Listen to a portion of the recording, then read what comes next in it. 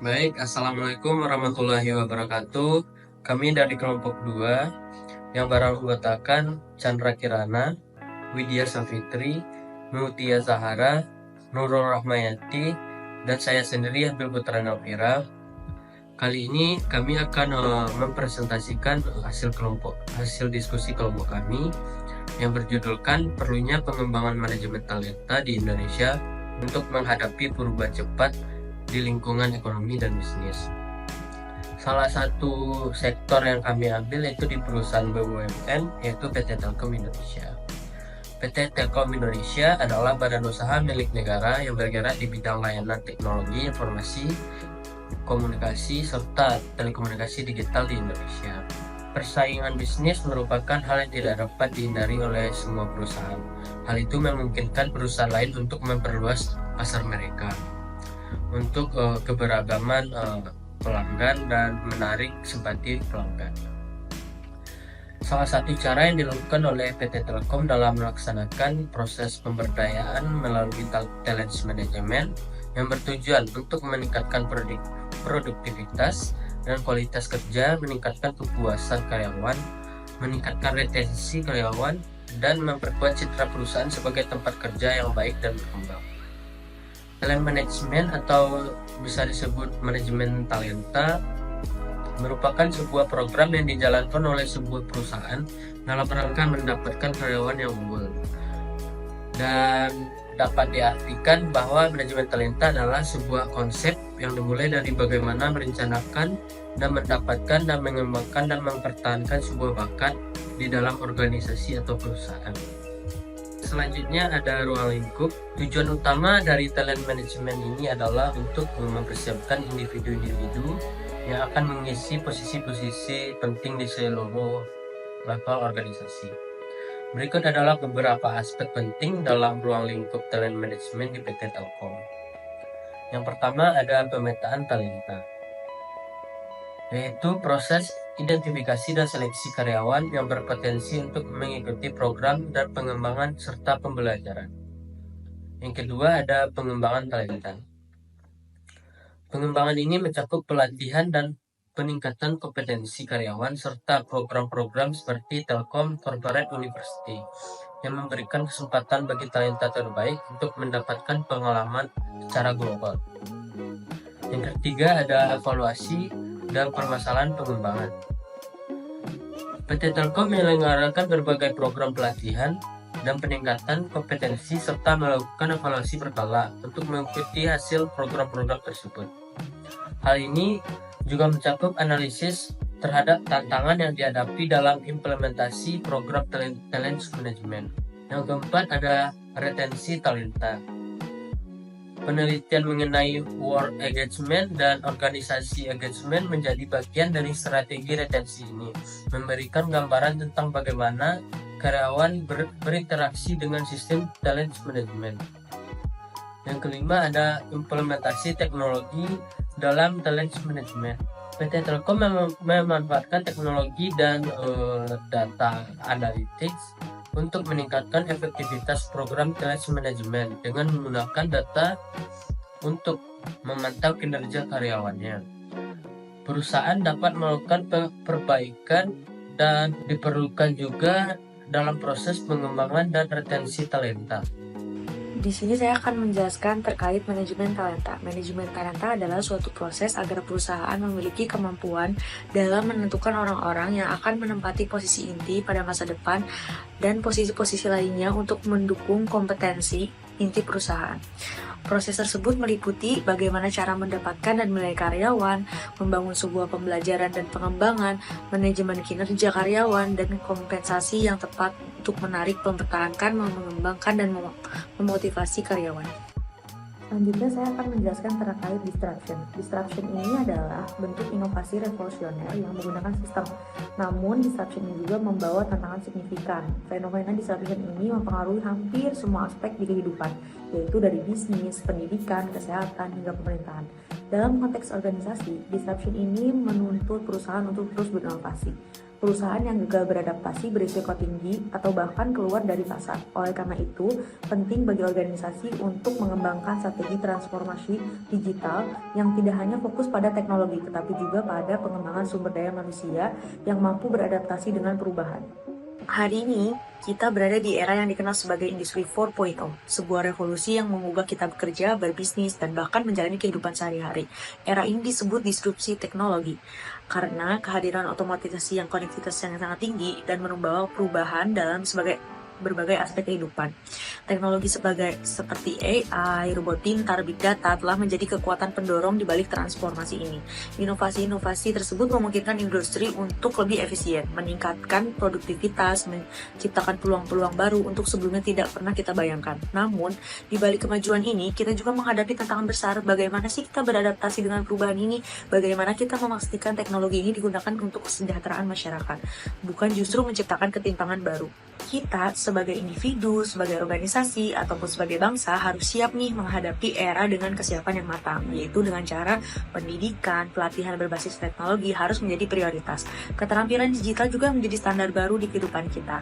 Dan yang terpenting, kita harus membangun ekosistem yang memungkinkan inovasi berkembang secara berkelanjutan. Mari kita jadikan industri 4.0 ini sebagai peluang, bukan ancaman. Mari kita memanfaatkan teknologi sebagai alat untuk menciptakan masa depan yang lebih cerah, lebih eksklusif, dan lebih sejahtera bagi kita semua. Saat ini, kita memasuki era Society 5.0, di mana teknologi canggih seperti AI, Big Data, diintegrasikan dalam kehidupan sehari-hari untuk meningkatkan kualitas hidup dan menyelesaikan berbagai masalah sosial.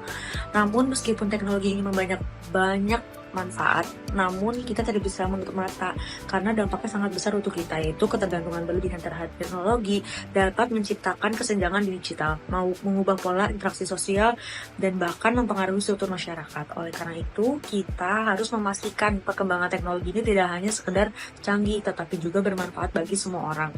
Dengan keseimbangan antara inovasi dan nilai-nilai kemanusiaan, kita dapat membangun masa depan yang lebih inklusif dan berkelanjutan. Baik, untuk selanjutnya adalah volatility, uncertainty, complexity, dan ambigu, dan persaingan global. Oke, untuk volatility atau volatilitas adalah perubahan yang cepat dan tidak dapat diprediksi. Untuk uncertainty atau ketidakpastian adalah sulitnya memprediksi masa depan karena kurangnya informasi yang jelas. Untuk yang ketiga adalah complexity atau kompleksitas, banyaknya faktor yang saling berkaitan seperti rantai pasokan global yang kompleks, atau regulasi perdagangan internasional. Untuk yang selanjutnya adalah ambiguity atau ambiguitas, kurangnya kejelasan dalam situasi tertentu, misalnya masuk pasar baru dan budaya bisnis yang berbeda.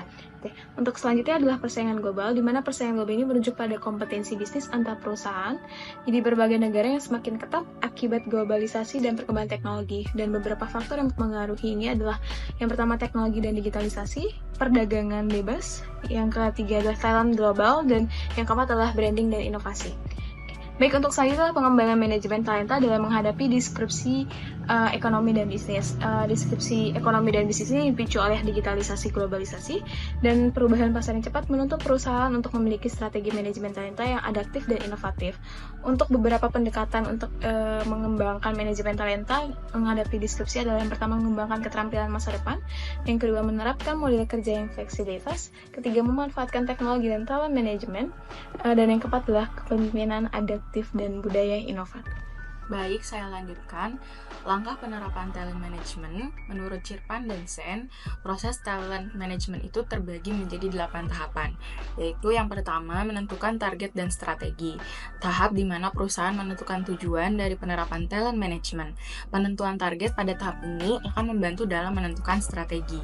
Yang kedua, menentukan posisi utama atau kunci, yaitu merupakan tahap untuk menentukan posisi-posisi paling penting yang memiliki risiko tertinggi atau posisi-posisi yang terkait dengan proyek sebagai sasaran dan pengembangan dalam program talent management. Yang ketiga, menentukan profil talent. Tahap ini berfungsi untuk menentukan kriteria talent yang berkualitas di perusahaan pada setiap level dan posisi yang di dalamnya, berisikan karakter pribadi, pengetahuan, pengalaman karir, kinerja, keterampilan, minat, dan potensi.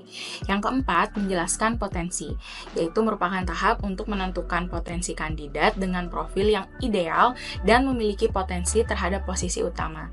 Dalam menentukan potensi, sumber daya internal maupun eksternal akan dipertimbangkan. Kemudian yang kelima, analisa gap dari karyawan yang talent.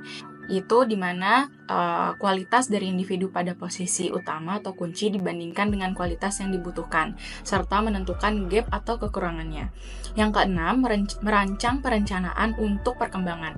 Tahap ini dimana hasil analisa dari gap karyawan yang talent yang diperoleh untuk merancang perencanaan untuk perkembangan karyawan yang berpotensi, seperti training, coaching, mentoring, dan rotation. Kemudian yang ketujuh, asesmen performansi kandidat. Tahap di mana performansi kandidat diakses atau dinilai. Pada akhir penilaian, kandidat dapat dipromosikan masuk dalam talent pool atau dikeluarkan dari talent pool. Dan yang terakhir, asesmen dan proses promosi. Merupakan tahap asesmen atau penilaian kandidat yang berada di dalam talent pool untuk posisi yang relevan ketika dibutuhkan. Penilaian ini terfokus pada kekurangan individu dan pengaruh potensi mereka terhadap posisi yang dibutuhkan. Kemudian, manfaat menerapkan talent management itu ada meningkatkan kualitas SDM, yang kedua meningkatkan produktivitas kinerja, yang ketiga meningkatkan retensi karyawan, yang keempat mempermudah perencanaan suksesi, yang kelima meningkatkan employer branding, dan yang keenam meningkatkan inovasi dan daya saing. Setelah mendengarkan pemaparan dan pembahasan, berikut kesimpulan presentasi kami.